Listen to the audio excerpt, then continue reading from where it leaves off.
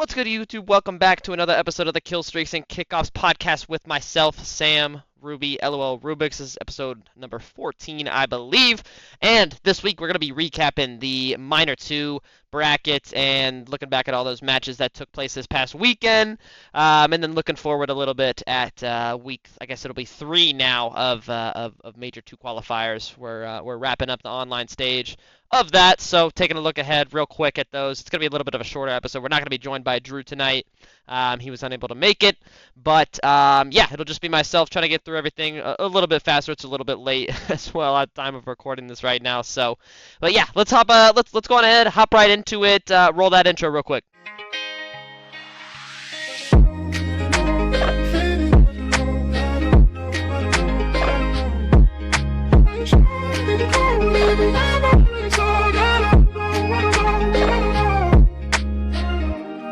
Alrighty, so here is the final bracket of the tournament. Congratulations to the LA Thieves for taking this one home.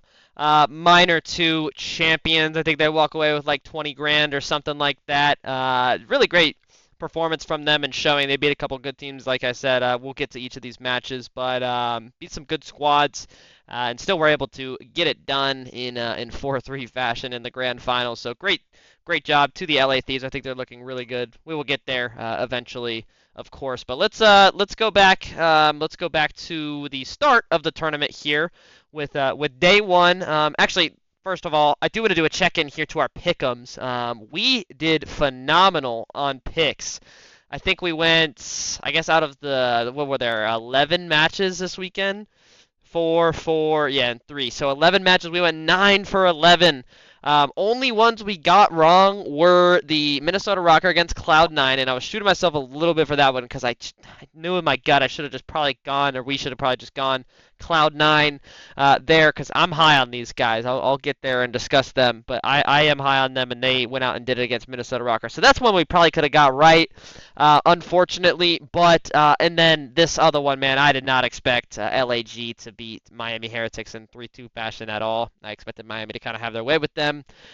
But so I'm not too mad about getting that wrong. It's crazy that anybody predicted that on the leaderboard. But as for the leaderboard, we did pretty well. We placed 127th out of I'm not sure, but we did get on the leaderboard finally. So last week we were 300 something. Weren't quite on the leaderboard. This leaderboard goes down to top 200, and that's where we are. Rubix, this is you for this one, man. So we got 22 points in the bracket. Could have actually gotten a bit more. I think with me and Drew, we're sitting down a couple of days ago looking at like what picks we made and whatnot, and if we could have like got any of the map counts a little bit more accurate. And I think there were a few of them that like maybe we could have done, like Toronto. If we didn't give Optic a map here, we would have got an extra point, and that would have put us up like in the. I think we did the math, and yeah, it could have been. We could have had a lot better score, but unfortunately, we didn't. Ended with 22 points for the bracket. That's still pretty damn good. Top 127th out of all the people that filled out a bracket. So the ball knowledge is there, man. We are elite. Give credit to Drew as well. I know he's not on here right now, but both of us, put our minds together and cooked up a pretty solid one. So hopefully we'll be able to lock in, next time he's on the show. But even this week when I real quick go through those. But yeah, just wanted to check in on that and glaze ourselves a little bit there. But let's look back at these actual matches. And like I said, we did get this one wrong here. I did not expect an LAG Neslo by any means in this one. Yeah, I mean, Miami's search troubles they had them early on in the season, early on in the year, and they circled back in this series in full for sure. They had trouble in the searches. They obviously are losing them here to LAG, who is not a particularly highly regarded team by any means, but.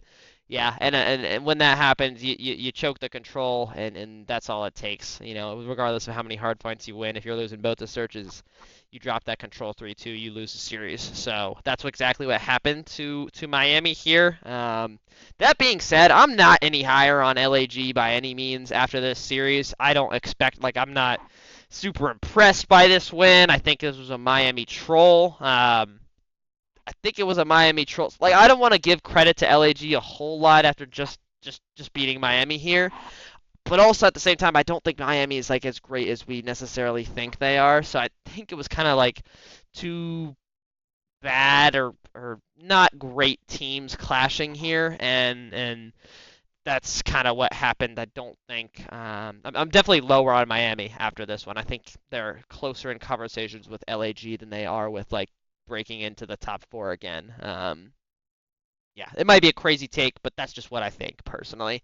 So yeah, I think they're in consideration for fraud watch a little bit, but it is what it is. But let's move on here to the Optic Texas versus the Vegas Falcons match. And Optic finally wins a series, but it is against the Vegas Falcons, who they should be beating every single time. And it's, honestly, man, this very easily could have gone to a map 5, and who knows what would have happened if we would have got there. Search and Destroy, we know Vegas Falcons. That's been the only game mode that they have pretty much been able to at least win sometimes. I know they beat Optic on the control here, and I think they've got maybe another win or two on control maps. But Search and Destroys have really been looking like the only thing that they can have a realistic chance of winning against any team, and they almost did it here against Optic in the map 2. But Optic clutches up in the round 11 to avoid that. But like I said, I don't know if Vegas wins this and this, it's 2-2 after this hard point, and they're going to Search and Destroy, which Vegas has a very legitimate chance of winning on protocol there. So who knows? But at the end of the day, Optic did ice up and got the win here. I think they just won this series because of how clueless the Falcons are in hardpoint. I mean, the Falcons literally are never going to win a hardpoint at this rate, in my opinion. So that definitely benefits teams like Optic. But I think it's crazy to. Ruth. Listen, Jenna, I need to lay low for a few days. Dude, why? Why? Why not make that go away? Percent APR for 72 months on Get the select shit out of me. vehicles. What the fuck? Bro, am I tweaking? Dude, come on, Breaking Point. Dude, I might include that shit. I might just include that shit. Because what the fuck was that? Ugh, the Loki, scared the shit out of me. Whatever. Okay, let's move on. Yeah, I think it's crazy to say this, but this legitimately looked like the two worst teams in the league battling it out, and that's honestly what it was. And I mean, Optic is, still at least better than the Vegas Falcons, but it's not saying much, and they almost lost the damn series. But yeah, let's move on. Not a whole lot else to say there. Vancouver Surge gets the win against Boston. I have written down, yeah, Boston is dog shit. I think that's a pretty accurate thing to say right now. I think they were kind of one of the teams early on that had the game a little bit more figured out than others, and everyone kind of figured those things out and have caught up to them. I think they just need to drop either a combination of or all three of Cammy, Wake, and Purge personally, and just build around Snoop. Try some shit out. We've seen this Boston Breach franchise just struggle ever since Zinni Methods left, and yeah, they haven't been the same at all. They've kind of been in shambles, and they got to figure something out here. And I don't think this is the answer, to be honest. Yeah, let's move on. Tip the cap to Vancouver. Got the run started here with this one, and yeah, put down Boston Breach. And then let's move to the last match of day one here. Cloud9 beating Minnesota Rocket. This was the only other match in the series that we got the winner wrong on. But like I said, I really should have read this. Cloud9 has been looking good. They actually do get outslayed in this series, but I think that actually speaks volumes to how they're playing the game right now. I think they're playing the game right finally. And I'm high on them, man. Like I said, Sib has came around tremendously. That was my biggest issue with this team early on, and why I think they were struggling, because Sib was kind of Sib is supposed to be their guy. Sib was their big name. I remember in the off season, it was kind of a question of well, Sib's kind of getting left out of these super teams that are kind of forming, or he's not going to get picked up in a role, on a super team by any means. So where is he going was kind of a question mark, and what team was he going to kind of bring that superstar power to? Ended up being Cloud9, and we weren't seeing that early on, but it really seems like he sort of tapped into that and has been playing a lot better. I mean, early on, Attach was not playing great at all, but you really didn't expect Attach to be, come in here and fry. You weren't expecting that. He's the glue that holds together the shooters like Kremp and Sib, and then you got Mac to run around, do dirty work that's needed, in the SMG department. And yeah, that's exactly what they're kind of doing here right now, and I think they looked good in this series.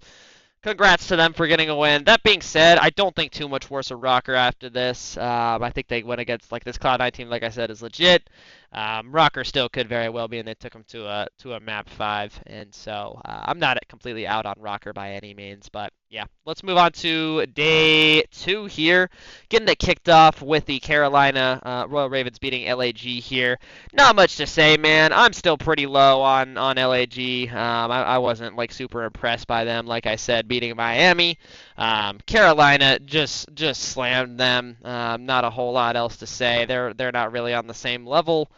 These two teams, LAG needs a new face in the camp for Priest, and not like we do not need to keep swapping between Priest and Skies. Priest comes back in, drops a .58 in the series, and gets rounded out the tournament. They're second rounded at the tournament, so yeah, it's not great at all, and I just think they need to get a new face in here, man. But yeah, so not a whole lot to say there. Carolina really just took it to them, but this series is the big one that we called here. Vancouver Surge beats Atlanta FaZe 3-2, man. Incredible composure by Surge to grab this. I thought this Search Destroy win was a huge win for them. You know, composure to ice up there, grab that map win to set yourself up to bring it to a map 5 later on down the line and ice up in another Search and Destroy. And so, yeah, man, I mean, Surge is really the only other team in the league that's shown that they can like consistently hang with and beat the top teams like FaZe and Thieves. I mean, obviously, we'll get to the grand finals, but they took Thieves, to a map 7. They beat FaZe twice now online. So I mean, they've really been one of the only teams that can do that aside from maybe like Optic Online Stage 1. But yeah, really huge momentum win here for Surge. And after clearing out FaZe from this side of the bracket, the grand finals berth was really just, theirs to take. And that's what, they obviously went on and did, but we'll definitely get there. But yeah, congrats to Surge. And again, I'm not really too worried about FaZe after this one. They played decent. I mean, Sim dropped a 1.2 on the series. They took him to a map 5. Could have got it either way. But yeah, I think FaZe is still at the top of their game for sure, and just ran into a good Vancouver Surge team that matches up well against them, and Surge came out with the dub again here. But yeah, let's move on to Toronto Ultra versus Optic Texas. Toronto beats them 3-0 here. Not surprised at all. This was such an easy read. But it almost felt like back to your like regularly scheduled programming here with this Optic team. The hard point really wasn't close. They doubled their points. Search and Destroy was it could have gone either way, so I'm not going to harp in too much on that one, but the control was an absolute choke job. If you were watching this match, they grabbed an offensive win on Vault and then proceeded to lose the next 2 rounds in a row. So just not a great look from Optic here. They haven't gotten any better despite winning. Seeing one go through the basket against Vegas Falcons. I know some people were talking about like maybe they just need they need to see one go through. They saw one go through and then they went back and they can't hang with legitimate teams right now. So yeah, I mean, it's a good series from Toronto, but Optic is a bottom 2 team right now, in my opinion. I don't think Optic's gonna do anything about it, like roster change wise. To be completely honest, they announced like the ring ceremony for the major, so I'm assuming they're gonna keep this team together at least through the major. To I don't know, maybe not. Like maybe they do make a change. I'm not saying a ring ceremony completely negates the fact for a change, but. I mean, and then they dropped a podcast episode the other day. So just the vibes that I'm getting is that they're not going to make a change to this roster right now, at least. And so, I don't know. We'll see if they can figure it out, but it doesn't look great for them. It looks like probably looking more like they're going to be in losers for their own event at this rate. But yeah, Toronto going to get that dub there against Optic. And then let's move to the last match of day 2. Thieves do beat Cloud9 3-1 here. Like I said, they're the best team in the game. I'm gonna kind of sound like a broken record here, so I'm gonna save most of my thoughts on this LAT team until the grand finals to prevent this repetitive glazing. But yeah, they're good. Again, though, I am high on C9 still. It just sucks that they had to run into this LA Thieves team. I think they will be fine. Statistically, like, honestly didn't look too terrible. Rough series from Mac for sure, but like I said, he kind of is their dirty work guy right now, and if the whole team's getting slammed, like that's what it's going to kind of look like here. This is the best team in the game, the LA Thieves, and so you got to take your success against them with a grain of salt for sure. But let's move on to day 3 here. The LA Thieves again do beat the Carolina Royal Ravens. These guys own Carolina, man. They seem to have their way with them every time. And Carolina's a good at search and destroy team. So Thieves look. I think that was one thing I did want to highlight here related to Thieves is their search and destroy looked good against a good search and destroy team in this one. And yeah, you love to see that. It's a green carpet versus a red carpet. I think they just absolutely own them in this one. Carolina does seem to be capped at like a top 4 placement in terms of their ceiling. I think they've gotten top 4 at every single tournament so far. They just can't seem to get over that hump and make like a grand final and go like head to head with the big dogs like LA Thieves, like FaZe Clan, for the most part. And so, yeah, I mean, I don't know. We'll see with Carolina if they need to figure something out. I don't know if they're going to be content getting top 4, the rest of the season. You obviously want to be, in a winning conversation. I know Slasher especially, he's got a ring, under his belt, and wants to do his best to try and get another, and we'll see what they do. But as of right now, I just don't think they have what it takes to actually consistently beat teams like the Thieves, and Thieves especially. They have seemed to own them for the most part. But yeah, there's that series. Let's jump over to the other side of the bracket for the semifinal there. Vancouver Surge do beat Toronto 3-0. More slamming in the semifinal round. Rough series from Joe, man. I think on the Toronto side, he is their X factor. If he is performing well, they will for the most part do well, and vice versa. I think Toronto's just, I don't know. I think they're kind of in the same boat as Carolina. I don't know if they have what it takes as well to move over this like top 4 hump. I don't know if that's their ceiling or not. But I think they got work to do if they want to start moving past that for sure, because they haven't shown yet that they're going to be able to do that by any means in these tournaments. But yeah, I don't know. That's my thoughts on Toronto. Yeah, it is what it is. But looking at Surge, this is the last match they won, so I'll take this time to glaze them a little bit, man. They looked great in this series. Not just this series, though. They looked great in the tournament run in general. I was really impressed, and I'm really optimistic for this team just with the way that they play Black Ops 6. I think that they work together. This Neptune change is one of the best changes, single-man changes in recent years that I can kind of think of. And so, yeah, I'm really optimistic for them. We just need to see if they're going to show up on LAN. I think that's Octane was talking about that a lot on the flank, and I think that's really just the last thing we need to see from this Vancouver team is if they're going to be able to show up on LAN and get it done. I think that's the one more thing that they need to do to prove them as legitimate. But right now, from what we've seen from them, they looked good, man. And Neptune has looked great. But yeah, let's move on to the grand final here. LA Thieves, like I said earlier, get it done against the Vancouver Surge. 4-3, goes to a map 7. It wasn't really, I guess it really wasn't a close search and destroy at the end there. It was close for a little bit, and then Thieves kind of won those last 3 in a row and took it away with the series, man. But this series was still a classic, bro. Speaking of search and destroy, the Thieves search and destroy, like I mentioned earlier, has gotten so much better. They win. They win 2 of them this series, 2 out of the 3. But I think one thing as well was their control was lights out, man. 3-0, 2 3-0s, and that is so huge in this best of 7 format right now, where you play 2 controls in a best of 7 series, which I think is a little stupid, but it is what it is. I don't know how else it would work.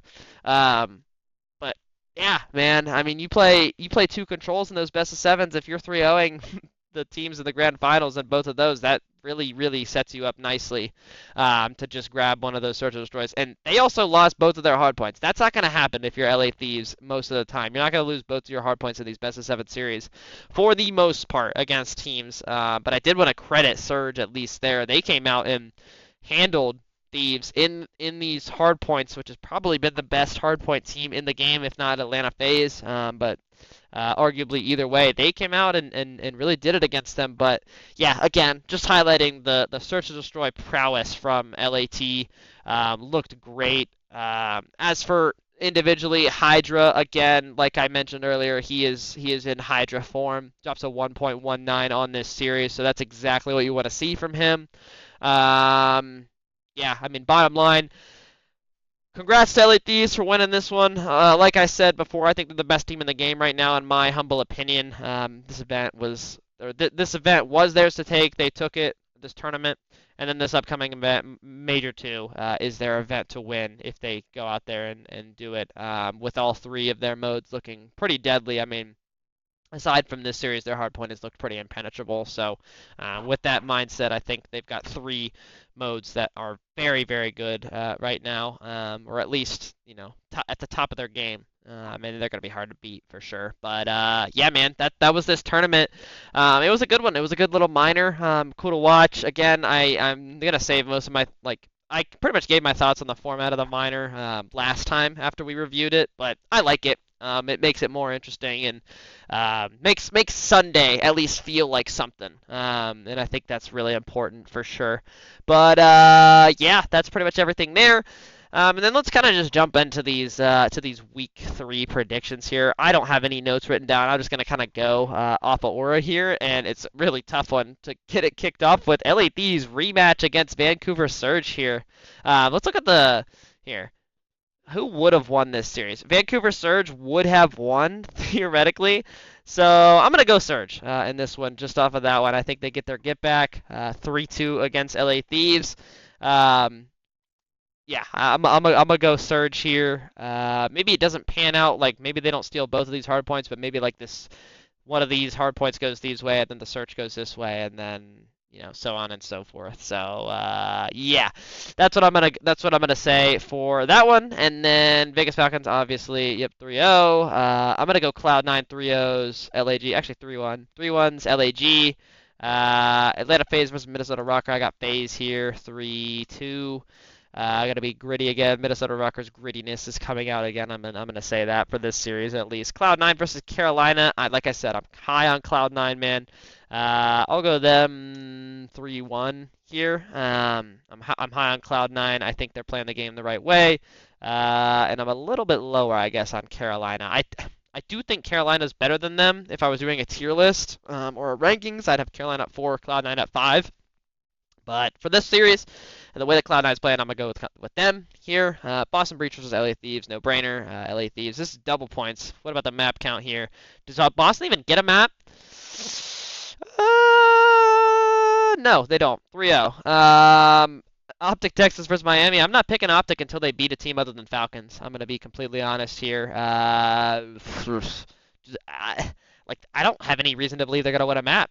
Like, why would I? I gave him a map against Toronto and ended up losing points for it. And this is a double points presented by Scuff Gaming. So I'm not gonna give Optic a map. I'm gonna be completely honest until they show me that they have a reason to, other than Falcons, like I said. But LAG against Vegas Falcons. This is a 3-1.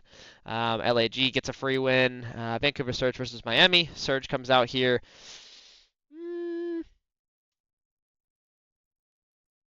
I'm trying to think of map count here. Does this go... Maybe this goes game 5. I don't know. Just a random hunch for this one. And then Optic Texas versus Toronto Ultra. It's a rematch. I still don't think they're going to be any better by that point, and they got 3-0'd by them initially, so I'm going to say Toronto Ultra 3-0. Atlanta FaZe versus Boston Breach. Boston Breach gets double 3-0'd by the best 2 teams in the league this weekend. Unfortunate for them, but they don't win a map either. And yeah, that's what I'm going to rock with. So actually, these were not too hard to pick. I think this was the hardest one, and I'm just going off of what happened in this series for the first 5 maps here. So yeah, this is what I've got. We're going to lock it in here. Says it's saved, but it doesn't ever actually save, I swear. Predictions lock in like I don't know. Let me take a picture here real quick of these just for the sake of if it actually doesn't save. I want to have a picture for sure. But I'm going to refresh here. Did it actually save? Says it saved. Like, it's showing up with what I picked, and I can't change it, so I'm assuming it's saved. So we'll see how I do this week. I'm relatively confident in these predictions. I think these are mostly easy reads for the most part. There are a couple hunches, but we'll see, man. But yeah, I wanted this to be a little bit quicker of an episode, like I said. Just highlighting everything. Drew's not on here. I want to get this out and edited up before we are back tomorrow with Week 3 matches, or by the time this is going to be uploading, this will probably be uploaded Friday morning. So today we should have those matches that I just predicted there. And yeah, I'm excited for Week 3 to begin and hopefully get closer to this major. I'm really excited. There's actually there's some good matches this week to at least look forward to here on day 2 and 3 for sure. So it's gonna be a good one. All that being said, my stupid fucking headset died. But drop a like, drop a comment. Drop a subscription to the channel if you are not already. I really appreciate it. You can listen to the podcast on Spotify if you would prefer. Killstreaks and Kickoffs Podcast. Look that up on Spotify or click the link in the description below alongside all other socials that I actively post on from time to time. Will be linked below, so feel free to leave me a follow there as well. Go on ahead, like I said, leave a comment if you agree or disagree with any of my predictions or assessment of the matches this week. And yeah, other than that, I'll be looking forward to next week. We should probably have Drew on by then again, ideally, but we'll see if schedules align for it. If not, no biggie. I'll always be here for you guys. I won't leave you. But yeah, that's pretty much all I got. Take care, everybody, and peace out. Bury me now and I only get bigger, that's word of my nigga. Yeah, October firm in the cut. Stay at the top like I'm stuck. It's time giving it up. She wanna get married tonight, but I can't take a knee 'cause I'm wearing all white.